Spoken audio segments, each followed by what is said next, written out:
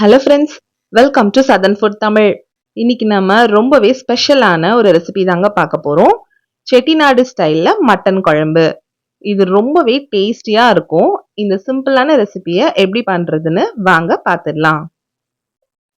இதுக்கு முதல்ல ஒரு தேங்காய் பேஸ்ட் அரைச்சிக்க போறோம். அதுக்காக ஒரு மிக்சர் ஜார்ல ஒரு 2லேருந்து 3 பீஸ் தேங்காயை இந்த மாதிரி குட்டி குட்டியாக கட் பண்ணி சேர்த்துருக்கேன். கூடவே ஒரு 10லேருந்து 12 சின்ன வெங்காயம், 10 பல் பூண்டு, 3 சின்ன துண்டு இஞ்சி, கொஞ்சமா கொத்தமல்லி, 1 டீஸ்பூன் சீரகம், 1 டீஸ்பூன் மிளகு, 1/2 டீஸ்பூன் சோம்பு, 1 டீஸ்பூன் கசகசா, 3 ஏலக்காய், 2 சின்ன துண்டு பட்டை, 3 கிராம்பு. இது கூட கொஞ்சமா தண்ணி சேர்த்துட்டு இதை நல்லா நைஸா இந்த மாதிரி அரைச்சி எடுத்துக்கோங்க. நம்மளோட செட்டிநாடு மசாலா ரெடி. இதை ஓரமா வச்சுட்டு ஒரு குக்கரை சூடுபடுத்திட்டு அதில் 4 டேபிள் ஸ்பூன் நான் நல்லெண்ணெய் சேர்த்துக்கிறேன். நீங்கள் எந்த எண்ணெய்னாலும் சேர்த்துக்கலாம்.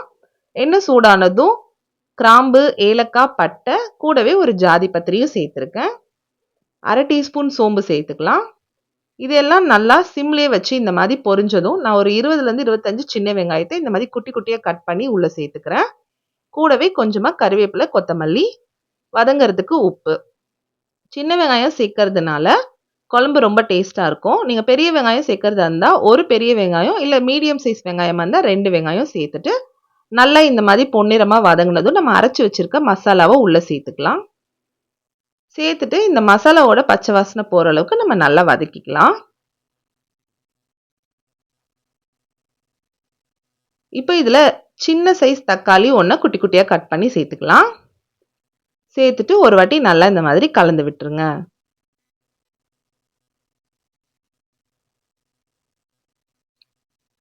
இப்போ இதில் 1/2 டீஸ்பூன் மஞ்சள் தூள், 2 டேபிள் ஸ்பூன் குழம்பு மிளகாய் தூள், 1 டீஸ்பூன் காஷ்மீரி மிளகாய் தூள் சேர்த்துக்கிறேன்.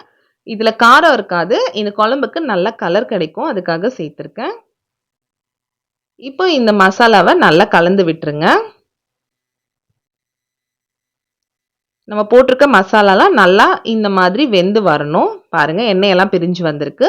இப்படி வந்ததும் நான் 1/2 கிலோ மட்டனை நல்லா வாஷ் பண்ணி எடுத்து வச்சிருக்கேன். அதை உள்ளே சேர்த்துக்கலாம்.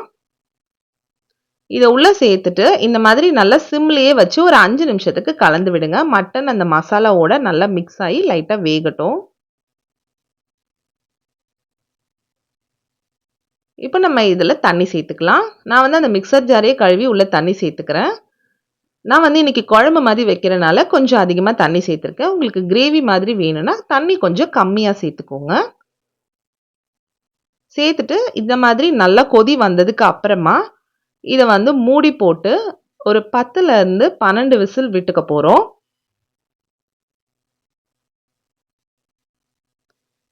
இப்போ விசில் வந்து ப்ரெஷர்லாம் ரிலீஸ் ஆயிடுச்சு. இது ஓப்பன் பண்ணி பார்த்துக்கலாம். மேலே பாருங்க, நம்ம எண்ணெயெல்லாம் நல்லா பிரிஞ்சு வந்திருக்கு. கலரும் சூப்பராக இருக்கு. மட்டன் பீசஸும் நல்லா வெந்துருச்சு. நீங்கள் 10-12 விசில் வச்சிங்கன்னா கண்டிப்பாக மட்டன் வெந்துடும்.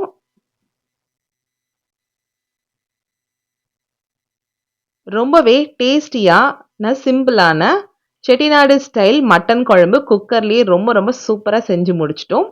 இது இட்லி, தோசை, எல்லா டிஃபன் வெரைட்டிஸ்க்கும் நல்லாயிருக்கும். ஒயிட் ரைஸு, நம்ம கீ ரைஸ், வெரைட்டி ரைஸ்லாம் பண்ணுறோம் இல்லையா, அதுக்கெல்லாம் கூட இந்த குழம்பு ஒரு அட்டகாசமான காம்பினேஷனாக இருக்கும். நீங்களும் கண்டிப்பாக இதை ட்ரை பண்ணி பார்த்துட்டு எப்படி இருந்ததுன்னு கமெண்ட் பண்ணுங்கள்.